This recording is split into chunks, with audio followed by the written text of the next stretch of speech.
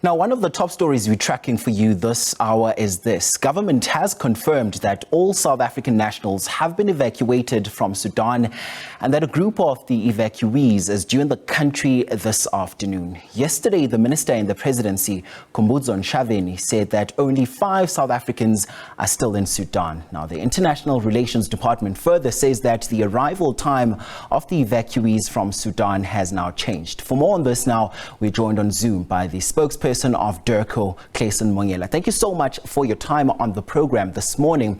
So now, is the evacuation project now complete? Well, thank you very much for having us on your platform. No, the project is not complete. It will only declare the project complete once all our nationals have arrived safely in South Africa. We can confirm that there's a group that is arriving this afternoon, just after 4 o'clock. And this is the group of South African nationals who managed to cross into Jeddah, Saudi Arabia, via Port Sudan. They were received in Jeddah by our Consul General and his team and received on-ground support. Their employer paid for flight tickets, so they will be arriving this afternoon at OR Tambo International Airport. The group that we evacuated from Sudan by road, South African government paid for buses. The group, Gift of the Givers actually paid for an additional bus. That group has also been facilitated to cross into Egypt. The South African government has paid for them to be booked into hotels as we speak, and we are also going to be paying for their flight tickets to come back to South Africa. We will communicate the exact times of arrivals to the public.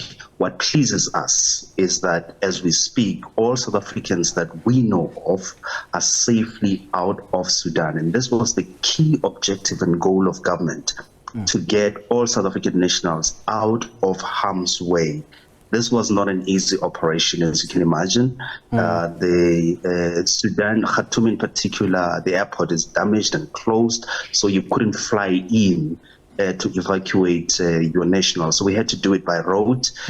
So we're grateful that we've been able to get the support of countries like Sudan itself, Egypt, Saudi Arabia, to be able to get our nationals to safety. Right, Mr. Monyela, as you've rightfully mentioned, this was quite a complex effort there. So speak to us about what necessitated the change in arrival time of evacuees.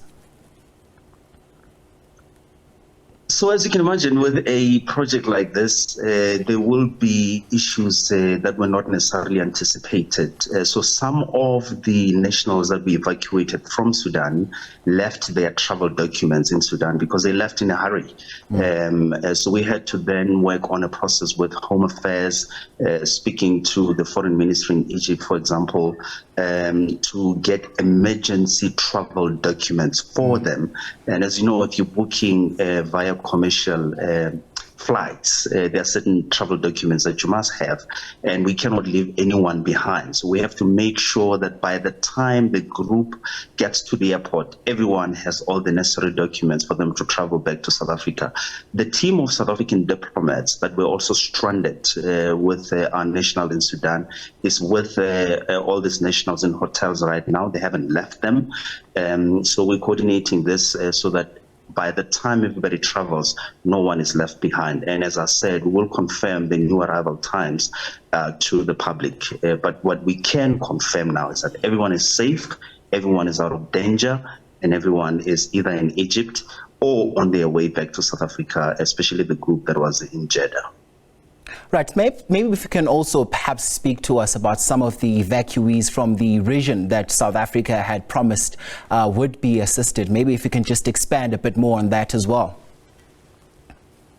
Yeah, so the other aspect of this project was that we had received a number of requests from neighboring countries in SADC to assist their nationals as we are evacuating South Africans. And we've been able to do that. We assisted nationals from Angola, from Lesotho, Zimbabwe, and others. And those nationals, after being assisted to get out of Sudan, their countries took over. I do know that the Angolans, for example, have been flown back to Angola as we speak, and the others are also receiving assistance. We will be assisting the one national from Zimbabwe that is still with the group of South Africans. So we are also grateful that we've been able to collaborate and assist our fellow Africans, particularly from our region. Yeah, and I know at the top of the conversation, you also mentioned some of the logistical challenges that you're facing at this particular point in time. Perhaps just take us through, in a greater sense of some of those logistical challenges that are affecting arrivals back home. So here's the other thing that we just wanted to also convey to South Africans. I mean, in the initial stages of this project, we're receiving a number of calls from family members who were understandably so worried about the safety of their family members. At some point, people were worried that they're not getting updates regularly. It's because this was not an easy operation to pull off, particularly if you're doing it on the ground. I mean, the buses that left Khartoum towards the border with Egypt had to go through several checkpoints managed by the warring factions. You can imagine the security risk associated with that. So along the way, there were many adjustments that needed to be made. At the border, as I said, some of the nationals didn't have travel documents and were denied entry and had to sleep on the one side of the border. But our team stayed with the South African nationals throughout. And we spoke to the foreign ministry in Egypt. Our ambassador in Egypt and his team were also dispatched to the border post so that we can facilitate the entry of South Africans. And of course, these borders are far from the cities and towns in Egypt itself. So again, you had to mount another operation to get people to the nearest towns, to book hotels, which were also packed, because it's not just South Africa that was trying to get people out. So this has been a very difficult operation, but we're grateful that we've been able to do this. And unlike other countries that initially evacuated only embassy staff, South Africa made sure that our diplomats stayed on the ground so that when we evacuate, we do not leave South African nationals stranded in Sudan with no help and with no support. So we got everybody out.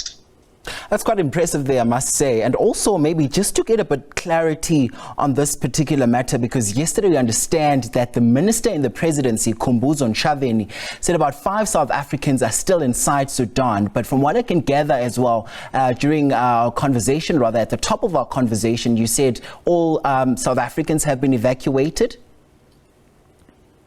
Yeah, so everybody that we had on our database, which we kept updating as we were being alerted to, some South Africans that may have been in other areas outside Khartoum, all South Africans that we know of are out. There was 1 or 2 individuals, and I think that's what the minister was referring to, that also managed to cross into Juba in South Sudan. So those South Africans are also being assisted via our embassy in Juba. So everybody is out as we speak, at least those that we know of and those that we have on our database. We can confirm that. Clayson Monyela, thank you so very much indeed for your time this morning on the program. That's DIRCO spokesperson Clayson Monyela there, just ironing out some matters on that particular story.